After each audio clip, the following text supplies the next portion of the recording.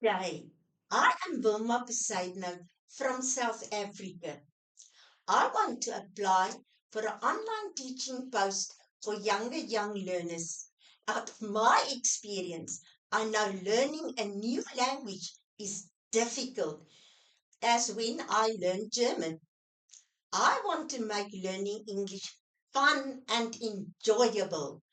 I will include listening, speaking, reading, writing, and pronunciation through my lessons. Through reading, stories, play games like Simon Says, touch your nose, touch your mouth, as well as rhymes and poems. You will be able to speak and understand English. I take pride in teaching English to young learners. I have 36 years experience. I went to teacher training college for 4 years where I obtained my higher education diploma.